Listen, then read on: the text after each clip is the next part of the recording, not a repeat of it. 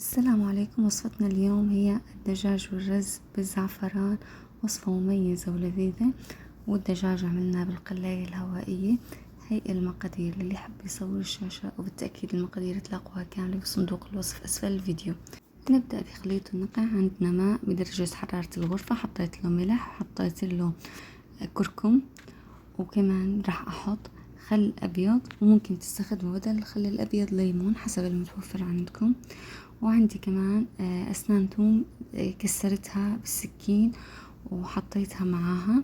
في عندي دجاج طبعا مغسول ومنظف بشكل جيد، راح أحطه عليه وأتركه الأفضل ليلة كاملة، وأقل شي 4 ساعات. هنا بعد ليلة كاملة راح أصفي الدجاج من الخليط وأتركه بالبراد تقريبا ساعتين وهو بشكل مكشوف. بما أنه وصفتنا دجاج بالزعفران، لازم نستخدم الزعفران.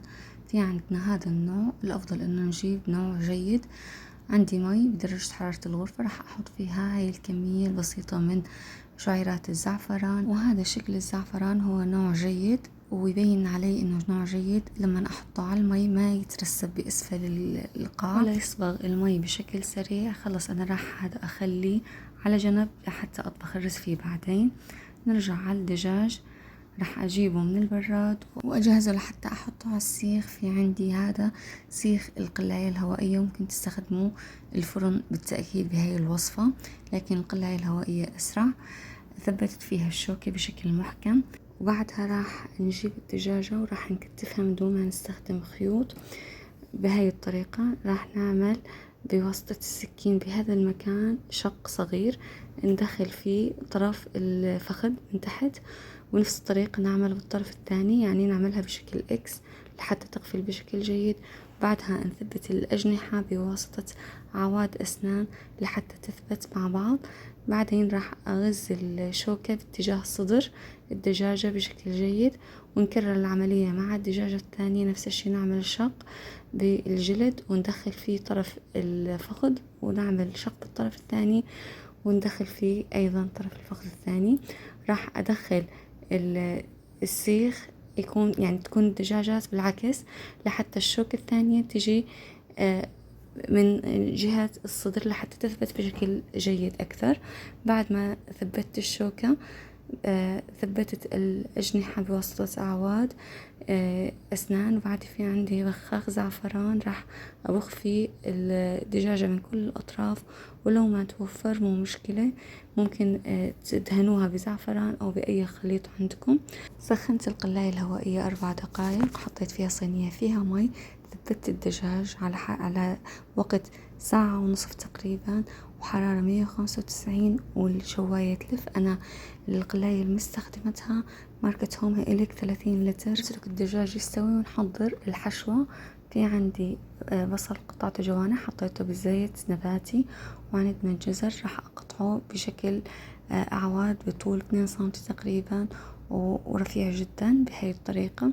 حطيت البصل على النار وأتركه لحتى يصير بهذا اللون المكرمل الخفيف. بعدها راح أضيف عليه الجزر وأترك الجزر معه لحتى يصير طري. وضفت بعدين الزبيب. على الطرف الثاني شغلت النار وحطيت عليها الفحمة لحتى تصير جمرة وتشعل يعني. بعدها راح أحط الفحمة فوق القصدير وأغطي عليه لحتى يتدخن. بطنجرة طبخ الرز حطيت سمن حيواني بالتأكيد، وأستنى لحتى يذوب. راح أضيف عليه التوابل الحب وأقلبه. بعدها راح أضيف أيضا ثوم مقطع أنصاف، وأستمر بالتقليب لحتى يصير عندي لون الثوم بني فاتح. بعد ما يصير عندنا لون الثوم بني فاتح، وبعدها أنا راح أضيف عليه كمية المي اللازمة لطبخ الرز. أنا مستخدمة رز بسمتي، لكل كوب رز 1.5 كاس من المي، وضفته مغلي لحتى أسرع العملية. وعندي هون رشة قرنفل لأن ما كان عندي حب، ورشة زنجبيل مطحون. راح أسكر عليه وأتركه تقريبا 3 ساعة. وبعد 3 ساعة راح أصفي كل الثوم والتوابل اللي حطيناها، ولو بقي شوي مو مشكلة، لكن الأفضل إني أشيله كله. والمي لا يزال يغلي على حرارة عالية. راح أحط ملح اللازم لطبخ الرز، وراح أنزل الرز المغسول والمنقوع وأتركه على نار عالية لحتى الرز يتشرب المي. لما يصير بهاي الطريقة راح أضيف مي الزعفران على جنب واحد من الطنجرة لحتى يبقى عندي لون أبيض من الرز. وحطيت قرن فلفل حار، وراح أحط الخلطة اللي عملتها من شوي اللي هي جزر وبصل وزبيب. أهدي النار لحتى تصير شمعة، بعدين أحط هاي القطعة وأغطي عليها وأتركها من 30 دقيقة ل 45 دقيقة. وأنا عندي الدجاج صار جاهز والرز هون صار جاهز. راح أرفع الحشوة كلياتها على جنب، ولو طلع معها رز عادي ما في أي مشكلة. وبعدها راح أسكب الرز بطبق التقديم.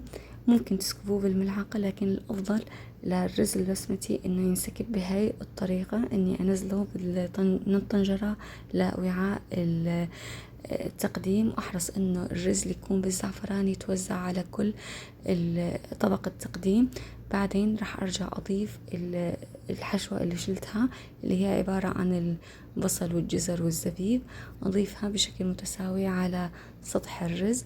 وبعدين راح أحط الدجاج، طبعا بعد ما شلت من أعواد الأسنان من الجوانح، أحطه بهذا الشكل وأزين بالمكسرات المقلية حسب الرغبة. وبعدين عندي هنا الطبق ما شاء الله جاهز للتقديم، طعمه ولا أروع والشكل يشهي ومناسب جدا بالولائم والعزايم. أنصحكم تجربونه وإن شاء الله راح يعجبكم. لا تنسوا الإعجاب بالفيديو ومشاركته مع أحبابكم وأصدقائكم. لا تنسوا الاشتراك بالقناة وتفعيل الجرس، وأهلا وسهلا فيكم.